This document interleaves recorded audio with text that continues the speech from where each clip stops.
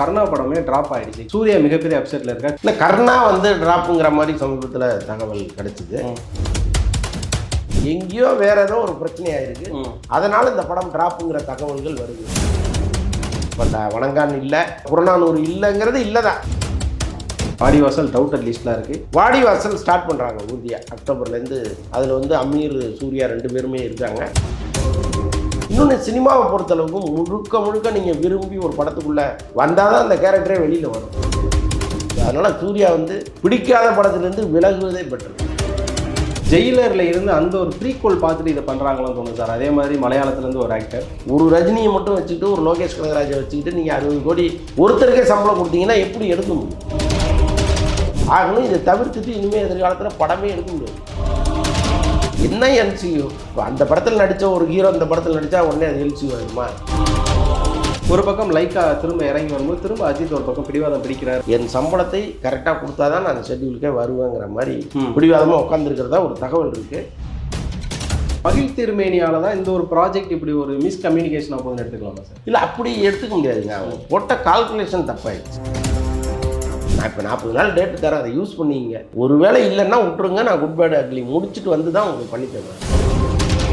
காலம் கடந்துருச்சுன்னா அதே மாதிரி நான் ஃப்ரேம் உள்ள செட் ஆகாது என்ன சார்? நான் வாய்ப்பு தான் அவர் கொடுத்துருக்குறாரு. டிலே பண்ணாதீங்க, பார்த்துக்கீங்கன்றிருக்கிறார்.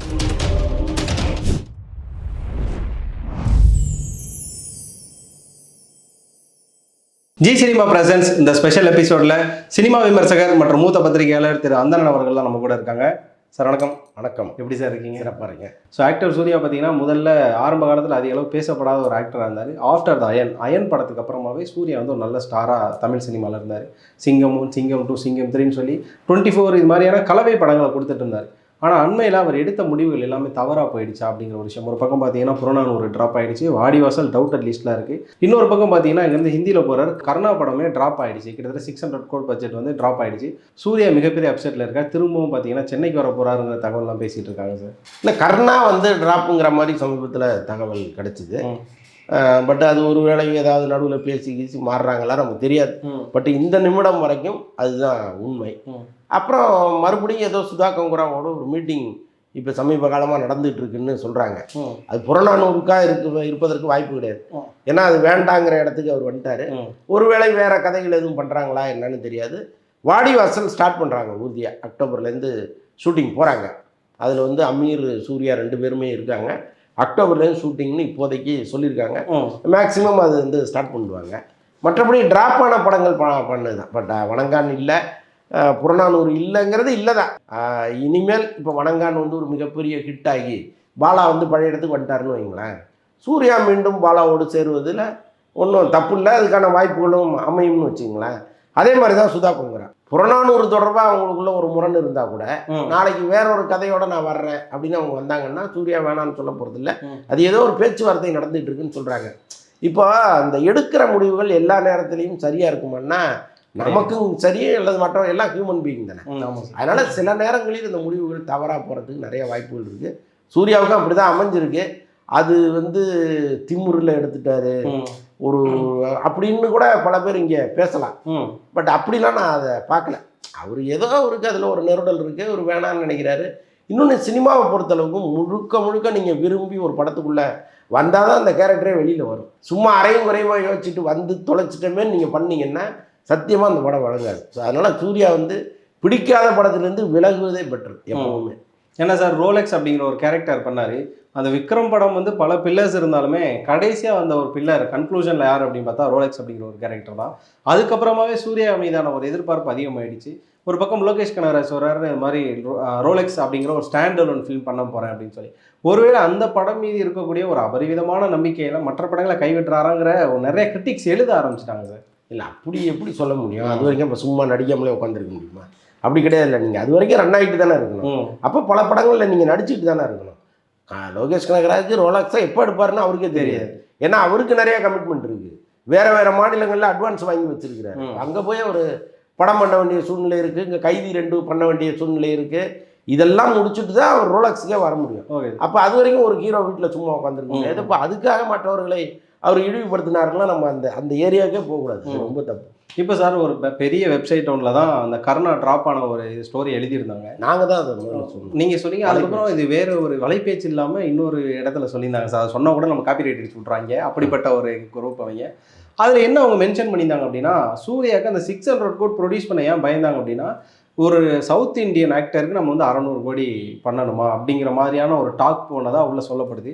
இன்னுமே இந்த பாலிவுட், கோலிவுட் இது மாதிரியான ப்ராப்ளம்ஸ் போதா சார்? அப்படி ஒரு வேலை போயிருந்தா இந்நேரம் அட்லி போய் அங்கே எப்படி ஷைன் பண்ணியிருக்க முடியுங்கிற கேள்வியும் இருக்குது எனக்கு. இல்லை, அது காரணமாக இருக்காதுங்கிறது என்னுடைய எண்ணம். ஏன்னா இப்போ கர்ணன் படம் வந்து கர்ணா படம் இவ்வளவு செலவாகும், இவ்வளவு பட்ஜெட்னு தெரிஞ்சு தான் சூர்யாட்டே வராங்க. அப்போ வந்து எல்லாம் கமிட் ஆகி பேசி அதை பற்றியே வேலைகள் நடக்கும்போது திடீர்னு தோணுமா? படத்துலேருந்து காலையிலே இருந்துச்சு ஐயோ சூர்யா வச்சு 600 கோடிக்கு எப்படி எடுக்கிறதுன்னு நேற்று தான் தோணிருக்குமா? அப்படி கிடையாது இல்லை. ஸோ அதனால் அவங்களுக்கு ஏதோ ஒரு திட்டம் இருந்திருக்கு. இந்த 600 கோடியை ரெக்கவர் பண்ணுறதுக்கு சில திட்டங்களை அவங்க நிச்சயமாக வச்சுருப்பாங்க. இன்றைக்கி வந்து ஒரு நடிகருடைய பிஸ்னஸ்க்குள்ளே தான் படம் பண்ணணும்னா எந்த படமுமே 50 கோடி 60 கோடி தாண்டி பண்ண முடியாது. எல்லாமே ரிஸ்க் எடுத்து தான் பண்ணுறாங்க. இப்போ ஒரு நடிகருக்கு இவ்வளோ பட்ஜெட் இருக்குது அப்படின்னா அதுக்குள்ளே படம் பண்ணுற வழக்கமெல்லாம் போய் பல வருஷம் ஆச்சு. ஒரு படத்துக்குள்ளேயே இந்த அஞ்சரை பொட்டி மாதிரி அள்ளி அள்ளி போடுறாங்க. நீ வா நீ வா நீ வான்னு வெவ்வேறு மாநிலத்திலேருந்து அள்ளி போட்டு அதை ஒரு வைடாங்கல் படமாக மாற்றி இவங்க போட்ட பட்ஜெட்டை எடுத்துடுறாங்க. ஸோ அதுதான் டாக்டிஸே தவிர புதுசாக ஒரு நடிகரை நம்பி மட்டுமே பணம் போடுற வழக்கம் இல்லை இப்போ. அப்போ சூர்யா இந்த படத்தில் நடிக்கும்போது சூர்யா மாதிரி இன்னும் வெவ்வேறு நடிகர்களை இதுக்குள்ளே கட்டாயம் கொண்டு வருவாங்க. கொண்டு வராமல் இந்த 600 கோடியெல்லாம் அவங்க பிளான் பண்ணியிருக்க மாட்டாங்க. எங்கேயோ வேற ஏதோ ஒரு பிரச்சனையாயிருக்கு, அதனால் இந்த படம் ட்ராப்புங்கிற தகவல்கள் வருது. ஒருவேளை இது வந்து சினிமா தானே. இப்போ நேற்று ஒரு பிரச்சனையாக இருக்கும், இன்றைக்கி உட்காந்து பேசி சரி பண்ணுவாங்க, நாளைக்கு வேற ஒன்றா அது மாறப்போகுது, அவ்வளோதான். ஒருவேளை இல்லைங்க அது எல்லாமே வதந்தி, நாங்கள் சரியாயிட்டோம் அப்படின்னு கூட செய்திகள் வரலாம்ல. இப்போதைக்கு வரல, வருவதற்கு வாய்ப்பு இருக்குதாங்க. இப்போ சார் கரண்ட் கிரேஸ் அப்படிங்கிற ஒரு விஷயம் நம்ம அதிகம் கேள்விப்பட்டிருப்போம். வந்து ரீசெண்டாக அண்மையில் எது அதிகமான ஒரு வார்த்தையோ இல்லைனா அதிகமாக எந்த ஒரு விஷயம் ட்ரெண்ட் ஆகுதோ அது ஒரு பாடலில் கொண்டுட்டு வர்றது இல்லைனா படங்களில் கொண்டு வர்றது. உதாரணத்துக்கு பார்த்தீங்கன்னா இந்த ஜல்லிக்கட்டு பிரச்சனைகள் வரும்போது பார்த்தீங்கன்னா தொடர்ந்து தமிழில் வந்து எல்லா படங்கள்லையுமே ஜல்லிக்கட்டு விஷயமா பேசுறது. சமுத்திரக்கனிலாம் கிட்டத்தட்ட ஒரு 110 மாட்டோட வெரைட்டியை வந்து மனப்பாடமாக சொல்லுவார். அந்த படத்துக்கும் அந்த சீக்வன்ஸுக்கு சம்மந்தமே இருக்காது, எதுக்கே சொல்கிற அப்படிங்கிற மாதிரி இருக்கும். அது மாதிரி தான் இந்த புள்ளிங்கோ அப்படிங்கிற கான்செப்ட் வரும்போது ஹிப்ஹாப் பாதி என்ன பண்ணாருன்னா சிவகுமாரின் சபதத்தில் புள்ளிங்கோங்கிற ஒரு கேரக்டர் சம்மந்தமே இல்லாமல் வச்சிருந்தார். அந்த மாதிரியான ஒரு விஷயமா எதை பார்க்குறேன் அப்படின்னா, இப்போ வந்து கூலி படத்தில் ஃபகத் ஃபாசில லோகேஷ் அவர்கள் வைக்கிறது. ஒருவேளை தொடர்ந்து ஃபகத் ஃபாசிலுக்கு தமிழ்நாட்டில் இருக்கக்கூடிய மார்க்கெட்ஸ் அதுக்கப்புறம் ஃபகத் ஃபாசில் பண்ணாலே இந்த ரோல் வந்து செலக்டிவாக இருக்கும் அப்படிங்கிற காரணத்தினாலையும் பிஸ்னஸ் இன்னும் கொஞ்சம் டெவலப் ஆகும் அப்படிங்கிறதுனால இந்த இடத்துல ஃபகத் ஃபாசில் வச்சுட்டாரா கேரக்டர் அப்படிங்கிறத தாண்டிங்கிற ஒரு கேள்வி இருக்குது சார். இல்லை, அதுக்கு நிறைய வாய்ப்புகள் இருக்குங்க. எப்பவுமே பிஸ்னஸ் தானே. கண்டிப்பாக நீங்கள் 10 ரூபா போட்டால் அந்த 10 ரூபாயை உருப்படியாக எடுத்தாங்க. அதுக்கு என்னென்ன சோர்சஸ் இருக்குது அதை நிச்சயமாக பண்ணுவாங்க. அது மாதிரி வர்றவர் தான் ஃபகத் ஃபாசில். எல்லாத்தையும் தாண்டி சில பேர் எழுதும் போதே அந்த கேரக்டரை மனசில் வச்சுட்டு எழுதுவாங்க. இது ஃபகத் ஃபாசில் பண்ணால் எப்படி இருக்கும், இது வந்து விஜய் சேதுபதி பண்ணால் எப்படி இருக்கும் அப்படின்னு நினச்சி எழுதுறது தானே. ஸோ அதனால் அவர் ஃப்ரீயாக இருக்கும்போது கொண்டு வந்துடுறாங்க உள்ள. அதுதான் இதில் வந்து நம்ம கால்குலேஷன் போனோம்னா எந்த வேலையுமே பார்க்க முடியாது. எல்லாமே வந்து அந்தந்த நேரத்தில் அந்த மார்க்கெட்டு, அவங்களுடைய டேட்டு, அவங்க கேட்குற சம்பளம், இது எல்லாமே அடிப்படையாக இருக்குது. இப்போ சார் இந்த ஒரு ஸ்க்ரீன் ஷேரிங்குமே பார்த்தீங்க அப்படின்னா ரஜினி ஒரு பக்கம் இருக்கார், இன்னும் ஏதோ ஹிந்தியில் இருக்கக்கூடிய ஆக்டர்ஸ்லாம் வர்றாங்க அப்படின்னு ஒரு பக்கம் சொல்லும்போது இந்த இடத்துல மறுபடியும் ஃபகத் ஃபாசில் வர்றாரு. ஜெயிலரில் இருந்து அந்த ஒரு ப்ரீக்வல் பார்த்துட்டு இதை பண்ணுறாங்களான்னு தோணும் சார். அதே மாதிரி மலையாளத்துலேருந்து ஒரு ஆக்டர், இன்னொரு பக்கம் வந்து ஹிந்திலேருந்து வரக்கூடிய ஆக்டர்ஸ். ஆனால் வந்து ஜெயிலர் அப்படின்றப்போ இப்போ மோகன்லால் அதுக்கப்புறம் பார்த்தீங்கன்னா சிவராஜ்குமார் எல்லாமே பார்த்தீங்கன்னா அவங்க ஸ்டேட்டில் ஒரு சூப்பர் ஸ்டார்னு சொல்லக்கூடிய அளவுக்கான ஒரு ஸ்டார்ஸ் தான். பட் இந்த இடங்களில் சூப்பர் ஸ்டார் படத்தில் ஃபகத் ஃபாசில்லாம் நடிக்கும்போது அதுக்கான ஈக்குவல் ஸ்பேஸ் இருக்குமா சார்? நிச்சயமாக இருக்கும். கோட்டு படத்துலேயே பார்த்தீங்கன்னா அவ்வளோ நட்சத்திர கூட்டம் இருக்குது. ஆமாம், சும்மா ஒருத்தரை சார் ஒரு சீன் வாங்க சார் அப்படின்லாம் கூப்பிட்டு வந்துட முடியாது. அவங்கவுங்களுக்கான ஸ்பேஸை கட்டாயமாக கொடுத்து தானே ஆகணும். அப்போது இவங்க உள்ளே வர்றாங்கன்னாலே நமக்கு ஒரு இம்பார்ட்டன்ஸ் இருக்குன்னு இருந்தால் தான் உள்ளே வருவாங்க. இன்னொன்று வந்து இனி நீங்கள் சிங்கிள் ஸ்டாரை வச்செல்லாம் பெரிய ஹீரோக்களை வச்சு படம் எடுக்கவே முடியாது. அவ்வளோ பட்ஜெட்டில் நீங்கள் படம் எடுக்கிறீங்க. இப்போ லோகேஷ் கனகராஜுக்கே 60 கோடி சம்பளம்னு சொல்லும் பொழுது நீங்கள் திருப்பி எடுக்க வேணாமா? ஒரு ரஜினியை மட்டும் வச்சுக்கிட்டு ஒரு லோகேஷ் கனகராஜை வச்சுக்கிட்டு நீங்கள் 60 கோடி ஒருத்தருக்கே சம்பளம் கொடுத்தீங்கன்னா எப்படி எடுக்க முடியும்? அப்போ நீங்கள் வந்து இதுக்குள்ளே வெவ்வேறு மாநில முன்னணி ஹீரோக்களை உள்ளே கொண்டு வந்து இறக்கி தான் ஆகணும். இதை தவிர்த்துட்டு இனிமேல் எதிர்காலத்தில் படமே எடுக்க முடியாது. இந்த படத்தில் கூட பாலகிருஷ்ணன் நடிக்கிறாருங்கிற மாதிரிலாம் வருது சார். இந்த ரியல் பேன் இண்டியன் ஃபிலிமா சார் இது?